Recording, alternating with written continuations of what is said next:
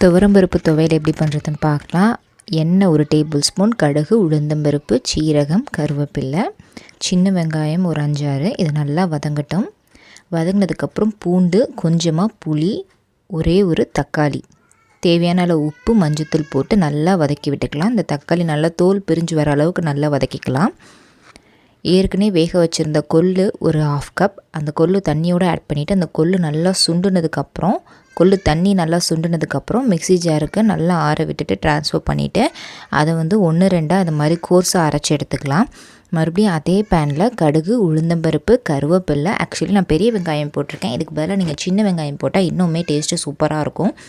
இந்த வெங்காயம் நல்லா வதங்குற அளவுக்கு நல்லா குக் பண்ணிவிட்டு அந்த துவையில் ஆட் பண்ணிட்டு சாதத்தோட பச்சைப்புளி ரசம் இதை தொட்டுக்க வச்சு சாப்பிட்டிங்கன்னா சூப்பராக இருக்கும். இந்த வீடியோவில் நான் பச்சைப்புளி ரசத்தோட லிங்க் கொடுக்குறேன். ரொம்பவே ஹெல்தி, டேஸ்ட்டும் சூப்பராக இருக்கும். இந்த வீடியோ பிடிச்சிருந்தா